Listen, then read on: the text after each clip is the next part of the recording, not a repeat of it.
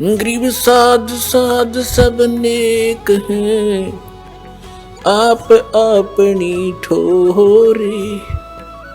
जो सतलोक ले जावेंगे वो साधु कोई और।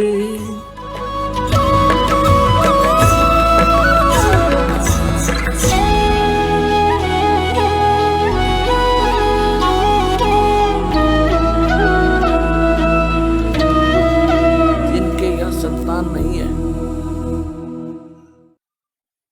तो अब इस परमात्मा के ज्ञान के आधार से वो बहुत ही खुशकिस्मत व्यक्ति है जिनका संतान नहीं है।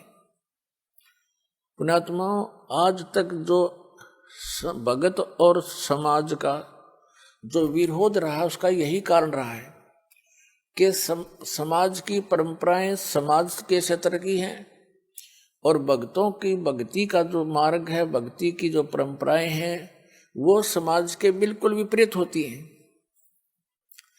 जिस कारण से विरोध बन जाता है। जो एक आध बार सत्संग सुनता है तो ये कहता है कि वो तो संतान कोई भी अच्छे नहीं बताता। नहीं, ऐसी कोई बात नहीं। जो ज्ञान है दास वो बता रहा है, और ये ज्ञान है। अभी तक आपने केवल अज्ञान सुना है। अब जैसे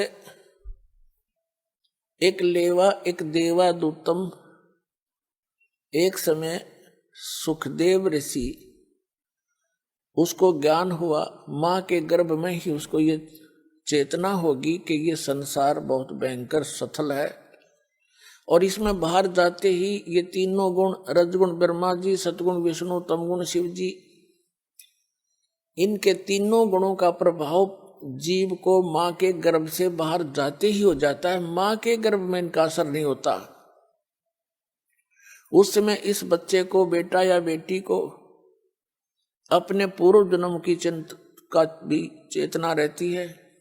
आगे उसके प्रारब्ध में के कष्ट आने उसको वो भी याद रहते हैं और बार बार यही रटना लगाता है कि हे भगवान, आपके ज्ञान को आधार बनाऊंगा,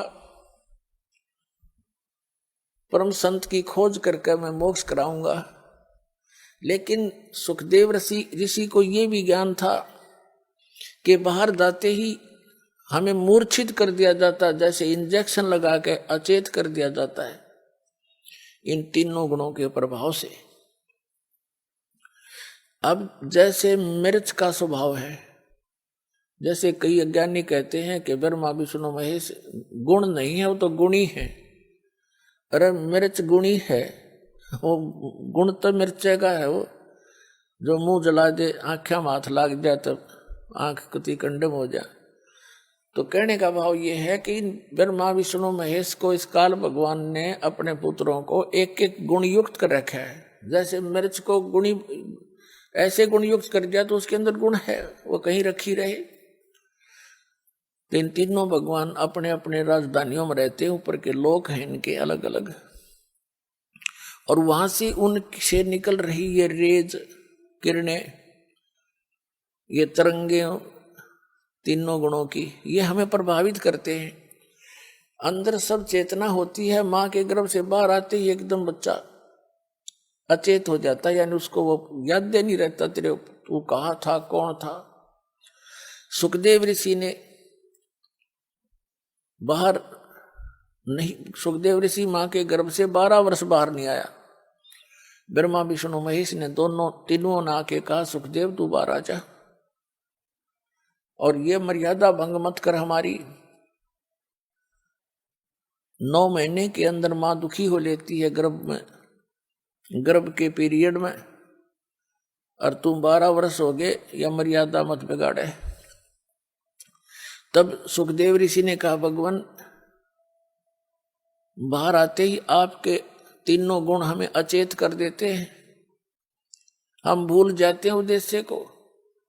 आप जी अपने इस त्रिगुणमयी माया को कुछ समय के लिए रोक लो, तब मैं बाहर आऊं। तब उन्होंने कहा, भाई ये तो जबरदस्त प्रेशर है, अधिक समय तक हम रोक नहीं सकते। फ्रिक्शन ऑफ सेकंड, यानी पल के भी कुछ हिस्से तक हम इसका इतनी देर रोक सकते हैं। सुखदेव ऋषि ने कहा तुम इतनी देर रोक दो।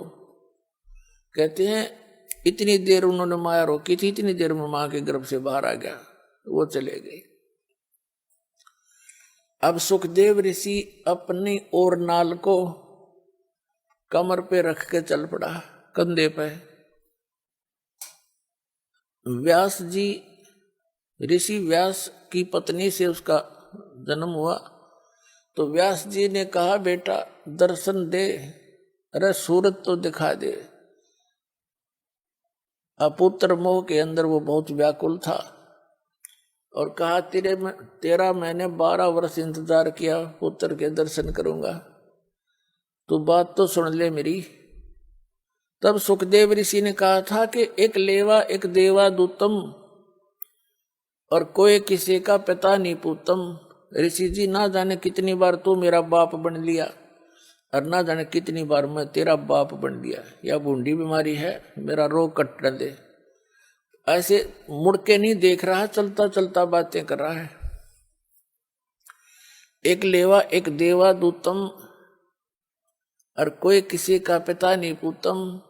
ये ऋण संबंध जुड़ा एक ठाठा, अंत में सब 12 बाटा। इतना कहकर वो आकाश में उड़ गया सुखदेव ऋषि। पूर्व जन्म के भक्ति शक्ति से उसकी बैटरी चार्ज थी, आकाश में उड़ गया। व्यास जी खड़ा खड़ा देखता रह गया। तो पुण्यात्माओं, यहां आपस में जो आप जैसे कोई रिश्तेदारी से जुड़े हो, पिता पुत्र बनकर जुड़े हो, पुत्री बेटी पत्नी बनकर जुड़े हो, ये आपका ऋण संबंध है, पिछला संस्कार है। कोई लेने आ रहा है अपने कर्जा, कोई देने आ रहा है। एक लड़का इतना लायक है, अपनी कमाई करता है, मजदूरी मेहनत जो भी करता है, और पिताजी शराब पीता है, तो वो पिता उस बालक से पिछले जन्म का कोई ऋण ले रहा है। एक ऐसा पिता है सारी उम्र माया जोड़ता है और पुत्र उसका फिर सिर फोड़ता है और शराब पीता है, गाड़ी खरीदने की जिद कर लेता है, यानी उसका नाश करा कर छोड़ दे। तो कहने का भाव ये है, एक लेवा एक देवा दूतम, कोई किसी का पिता नहीं पूतम। ऋण संबंध जुड़ा एक ठाठा, अंत में सब 12 बाटा। 12 बाट का अर्थ अपने अपने रास्ते जाएंगे। जहां संस्कार पूरा हुआ वही मृत्यु हो जाएगी। जब तक आप कबीर परमेश्वर की शरण में